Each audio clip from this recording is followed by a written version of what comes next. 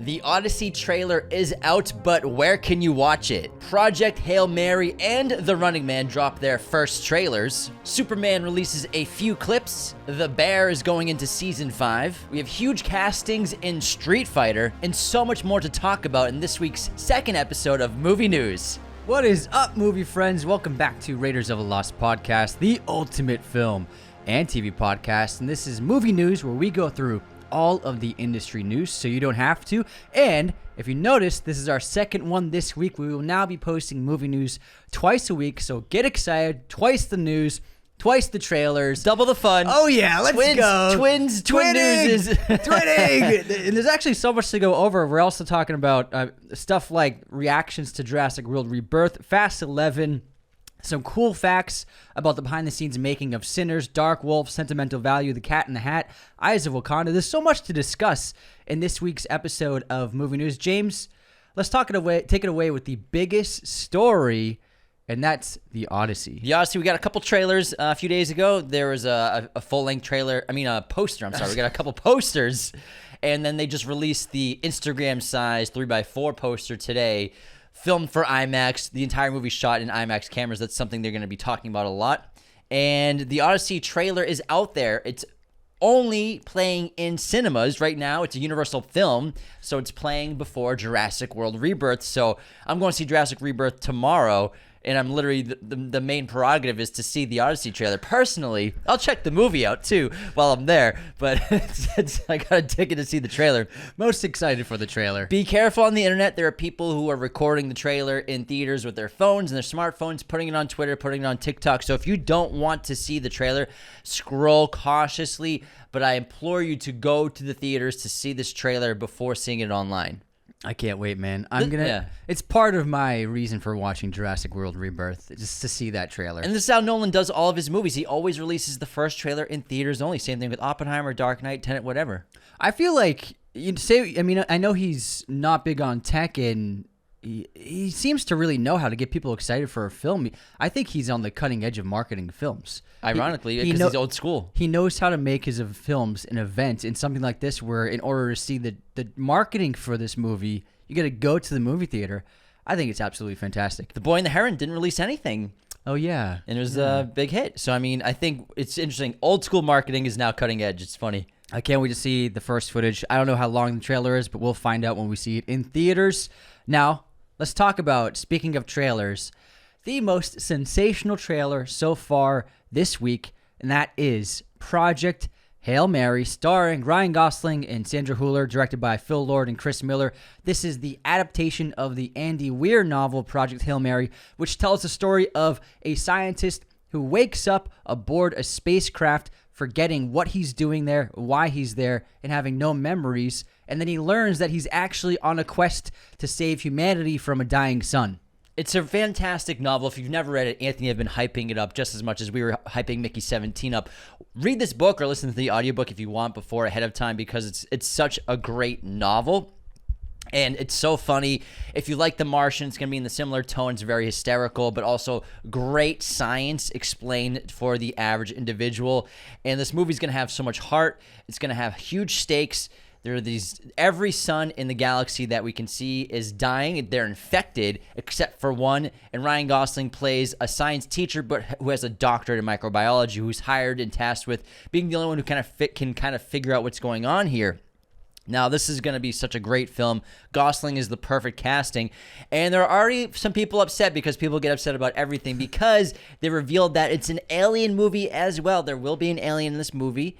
And of course, I think when you're making this movie and you're marketing it, you have to let people know it is an alien movie. Yeah. When I read the book, I had no idea it was an alien movie, so it was a great surprise. It isn't the only twist in the film. There are bigger twists, but people are already saying, like, oh, I can't believe they already spoiled the twist of the movie. That's not even the big twist of the film, but you got to get people excited about this. And also, this alien is going to be so fun. I think it's going to be the next E.T. alien. I think this character is going to be loved for decades. I think that, reading the book for the first time, it's an amazing twist, and it's so fun when you hit that halfway point in the novel, and it just takes a shift when we get this new character. I understand why they're marketing this way. they're trying to. You have to set this film apart from all the other space adventures that have been coming out the last 10 years or so. And then outside of Rocky, this film does feel like a lot of movies that have come out the last 15 years. So Rocky's the name of the alien. Yeah, it's revealed in the trailer. Yeah, not the movie Rocky. He goes, hey, yo, Ryan Gosling. His name's Rocky, and that's in the trailer, so it's not a spoiler. The thing is, like, that's what really sets this film apart from things we've seen before. So it's important to put that in the marketing. I understand fans of the novel. Oh, you gotta keep that as a surprise for audiences, but they're probably gonna use ET as a big marketing tool. Like, this is the new ET, and you can't do that without mentioning that there's an alien in this film. Also, they didn't really give away too much about Rocky. We're still super curious about what his full design is going to look like. It's very specific. And I know it kind of sounds like, if you haven't read the novel, strange that a science teacher is set up to save humanity. There is a really specific reason why Rylan is actually chosen for the mission.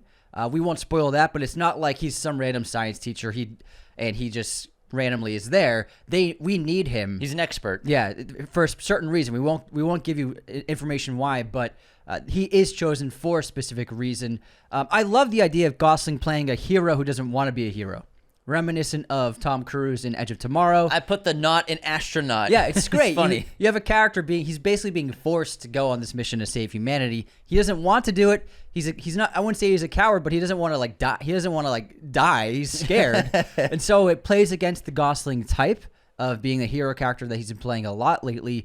And I think he's really pitch perfect casting because this story has so much comedy, and he's really able to pull it off with this charm we've seen in other movies. Can't wait. Also, Greg Fraser is the cinematographer for this movie, so that's why it's going to look and already looks fantastic. Let's talk about the next big trailer from this week. Edgar Wright's upcoming The Running Man, a fresh adaptation, not a remake exactly of the Arnold Schwarzenegger movie, but Stephen King's novel from 1982 is being readapted by Paramount and Edgar Wright. Set in the dystopian 2025, Ben Richards, played by Glenn Powell, a desperate father, joins a deadly game show called The Running Man to save his sick daughter. Contestants must survive 30 days while being hunted by professional assassins, with every move broadcast to a bloodthirsty audience. Each day survived increases the cash prize, but Ben's defiance makes him a fan favorite and a threat to the system. Glenn Powell, we're still basking in the year of his arrival after Top Gun Maverick. He's just taken over. Like 4 years ago. I know, that's why it's never ending. The year of Glenn Powell is never ended. You said we're basking in the year of his arrival, Top Gun Maverick 2022. He's booming. I know. He's talking that's about. What I'm saying. He's like 8 movies a year. He's like 8 movies a year. I will say, this is probably the most important film for his career going forward. I would agree, yeah. It's a huge blockbuster, big budget. It's a star role, and I think he's going to kill it. Star role. You're a mess today. I'm not a mess. You gotta slow down. I'm not a mess. It's a great star role. Like, it's a... Let me rephrase that. It's a big role for... He's already starred, but it's to solidify himself as the big star of the world right now. This is his confirmation moment. He has to choose his confirmation name. But I mean, like, Twisters is an ensemble. Yeah. Also, Daisy Edgar Jones is the lead of that movie. Although everybody loved Glenn in that. And Hitman's great. This is his test. Huge budget, gigantic property. He is front and center. Will audiences show up for him? I think so. Also, he looks like he's playing this really cool, like, badass kind of an asshole character in a desperate situation. I like what he's doing with the role. I love Edgar Wright's filmmaking. It's been so long since he's had a movie, and I'm so excited to have him back. Coleman Domingo looks outstanding as the host of this show. So much energy, and the whole cast looks fantastic.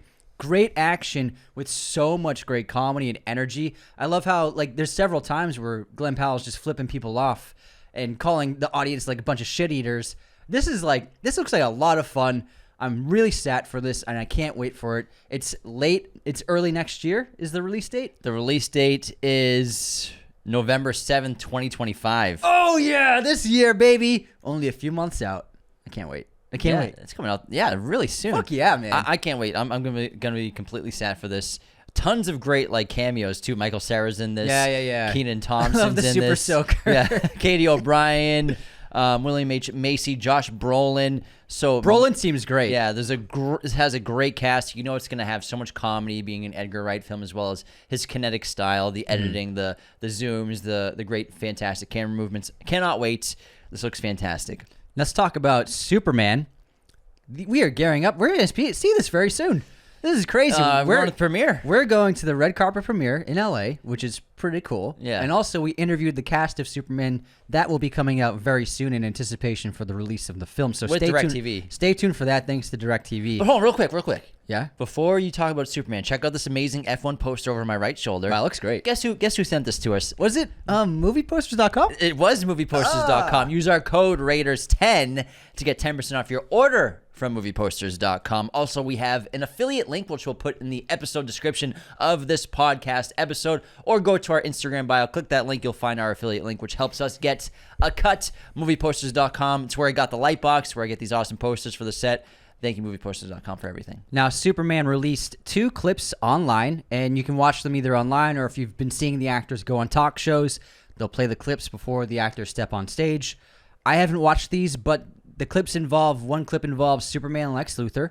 Superman's confronting Lex about something, and then another clip with Clark and Lois. I personally don't like to watch clips before I see a movie, unless it's like a movie I know it's not going to be good, and I'll be like, all right, whatever. Let me see if I gauge whether I actually leave the house to see this. Yeah, I'm already sad. Yeah, and I don't want any spoilers at all, other than what they've already done with their fantastic marketing campaign. But if you want to watch them, these 2 clips are online. Check them out.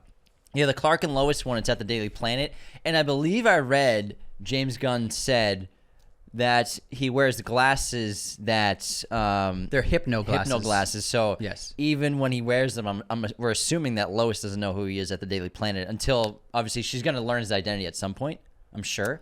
We'll see. I haven't seen the movie yet. But hypno glasses are really fun. Interesting point. Yeah. Yeah. Because even though they kiss in the trailer... He doesn't have glasses on. He doesn't have glasses. Especially... Well, and he's in a Superman suit. So. Well, no, but I mean when they're in the apartment Yeah. doing the interview, he doesn't have his glasses on. True. Maybe she doesn't even know her boyfriend is next door to her at work. It's possible. It's a fun... Well, let's not say they're in a relationship, Anthony. Looks like they are. They just kiss. Let's not get ahead of ourselves. Okay. I'm just saying. Sorry, let's guys. Not assume. Sorry. Let's not assume they're in a relationship, Anthony. You would want to date Superman? I would want to. I'm 100%. But we have a great quote from Nicholas Hoult, too, who... Actually, Nicholas Hoult and David Cornsweet auditioned for the role of Superman on the same day. And there's this great quote from Nicholas Hoult where he says, I walked out of doing one of my audition scenes, and I was like, yeah, not bad, okay. And I walked around the corner, and there was a lot of shadows on the studio lot, and then one ray of sunshine. David had taken a seat in this ray of sunshine and was sitting there charging up from the sun like Superman does, getting his power. I walked over to say hello, and he stood up, and I was like, God damn, he's about an inch taller than me. Look at his hair, look at his jawline. And then he started speaking, and I shook his hand, and I was like, his hands are a bit bigger than mine. And then he spoke, and I was like, oh, his voice is a little deeper too. And in that moment, whilst we were shaking hands, I was like, I'd be happy if this guy was Superman. I was like, you're perfect for it. He seems perfect. Yeah, He does seem perfect. I'm sure Nicholas would have been a great performer, but Cornsweet has the aesthetic. He's got the look and the size and the voice. I mean, he's got the aura. He's got everything. He feels like Superman, just like Henry Cavill did. Yeah. And I think that Nick, you know, he's been second to so many big roles. He's been second to Batman and now to Superman. But it's cool to see him as Lex Luthor. Yeah, absolutely. He's so talented. And I can't wait to see his new movie with David Leitch, How to Rob a Bank, which he's filming right now. That's why he's got blonde hair. But man, that's a great quote that makes you feel good inside. It's crazy they auditioned like within an hour of each other. It's wild. I wonder who else auditioned. Zac Efron, I think, was up for it. For Superman? Oh, you know, he was up for it for Zack Snyder's. Gotcha. That's right. Yeah. I don't know who else would. I think that James Gunn said there was only a handful of people they looked at. Yeah. And Cornsweet was already top of his list. Yeah. Michael Cera probably too. Yeah. Probably. All right, let's move on to Jurassic World Rebirth, which is not looking to be the strongest starter for the franchise. First of all, it has debuted with a pretty middling 54% on Rotten Tomatoes. Very mixed response from both audiences and critics alike. Well, real quick, only 2 Jurassic World, Jurassic Park movies are fresh. Good point. Number 2, the first film, Jurassic Park, and the original Jurassic World, the only movies in the franchise that are fresh. Wow, there's not great consistency with this. No, not at all. Also, the film is looking to open with a 5-day opening weekend. Now, it's a 5-day opening weekend because there's a holiday coming up, 4th of July, projecting at 115 to 135 million for the 5 days. If you just look at the 3-day opening weekend, though, it's looking at $80 million for the opening 3-day weekend. This is domestic, right? Domestic, which would be the lowest in the franchise. And what's interesting, this is what studios do a lot. They'll release a movie on a long weekend, so they get like the big weekend number. But this is technically, the first screenings for this movie, you can see it Tuesday at midnight. Yes, I I saw they're doing midnight you can screenings. do midnight screenings for Jurassic World. So technically, this is a very long 5-day weekend. The entirety of Wednesday plus the midnight screenings all the way to the end of Sunday. So that's pretty low projection, but also at the same time, it's got some good competition right now. F1 is eating up a lot of box office. But to put into perspective, Jurassic World, the first Jurassic World movie, debuted with $208 million domestic in 3 days. And so it's not even coming close to that film's opening weekend with a 5-day weekend. I think the word of mouth of this movie is not great. Lots of mixed reviews. I know people that love the Jurassic franchise, and I've talked to them after they've seen the movie. They're like, yeah, it's what you expect. I don't want to hear that, like, it's what you expect, because that's what we've come to expect from the franchise, is just mediocre movies, okay, decent to sometimes bad stories with great visuals and dinosaurs. I would really love to see the franchise get back into great storytelling too, but I haven't seen the movie yet. Maybe I'll love it. Maybe you will. Maybe I will. Maybe you will. Anyways, Universal's got the Odyssey, so they're good. Yeah, and they have a great year so far. Plus, they have Fast 11 in the works right now. So Vin Diesel says that Brian will return in Fast and Furious 11, which is going to be an interesting thing to do. Obviously, I think we're learning, especially with the Hobbit film coming out. Not the Lord of the Rings movies coming out, the Gollum films, that de-aging and AI face replication is just so much more advanced than we probably could imagine compared to even last like 5 years. So I'm sure they'll be doing a bit of that, but I wonder what it's going to look like. And then he says that the final film will also return to the car culture and street racing in LA. I like that aspect, going back to racing cars. I don't like the idea of bringing Brian back at all. I think, Paul Walker's been gone for many years now. I don't like the idea of bringing him back for another movie. I think they had a great send-off. They did the best they could. But bringing him back doesn't sit right by me. The send-off was great because it's his brother as the double. Yeah. And I think that was a really special thing to do, especially for his family. But this is just too much, because then this just opens up Pandora's box of, okay, we brought this actor back from the dead. Now we can just bring all kinds of actors back from the dead. And we don't even have to cast actors anymore. We just cast doubles. Yeah. And then we have face replication for like 1950s Humphrey Bogart to be in this movie. I don't know. It feels kind of weird for me. Yeah, and plus it's like he's not involved in the movie. He's dead. So it's like he has no say in it. I'm sure his family signed off on it. I'm sure they must have, yeah. I don't know. This just doesn't sit right by me. Quick bit of news on The Bear. It is being renewed for season 5 already. So expect that probably next year. More screaming.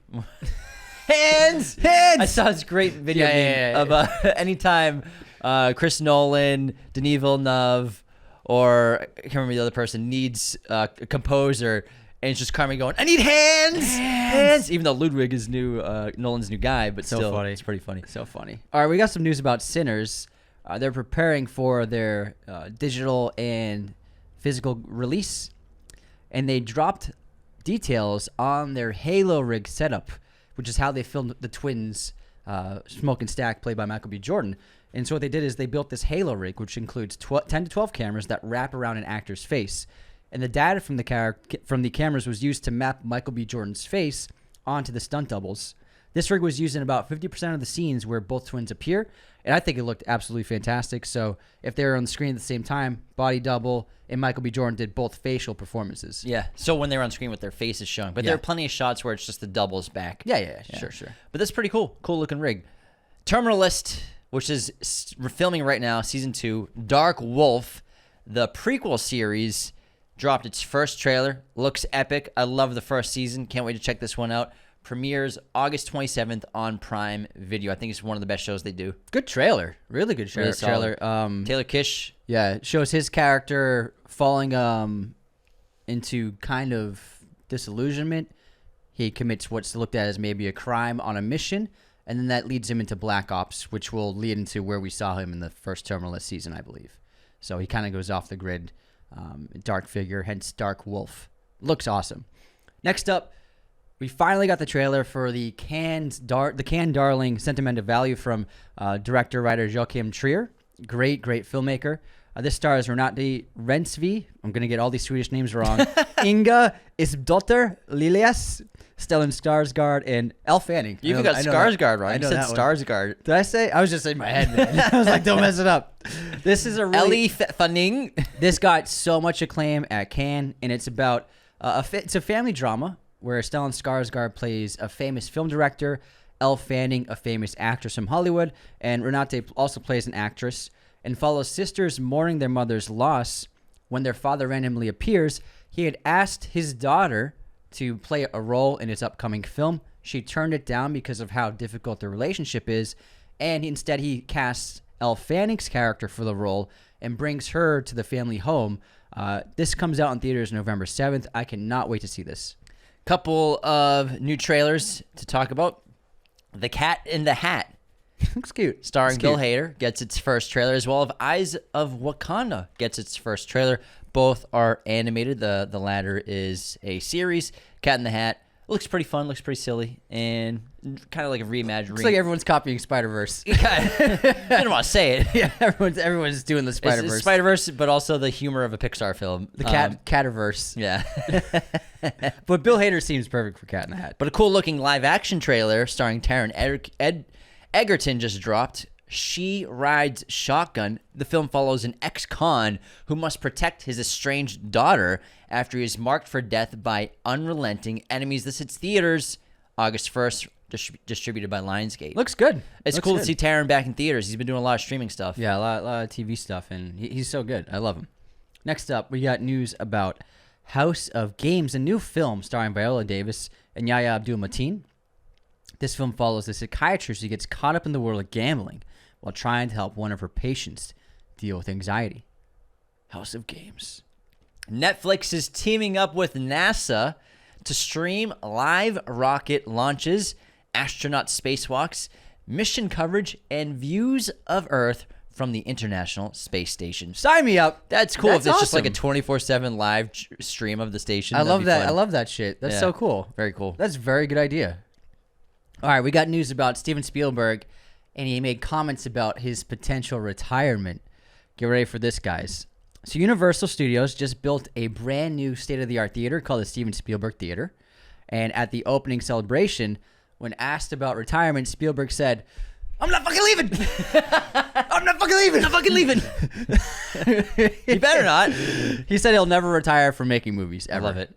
So, gonna have to bring wild horses to So it's interesting, the wording here, never retire from making movies. Maybe at some point, he'll give up directing but still produce. I wrote that wording. Oh, okay. It's not a direct quote. Yeah. That was in my words. Gotcha. I hope he never retires. So yeah, don't worry about interpreting that in any way. Street Fighter, which is filming, has a really interesting casting for its main villain, M. Bison. David Dastmalchian will be playing the iconic villain from the Street Fighter world, and I think this is a really cool choice.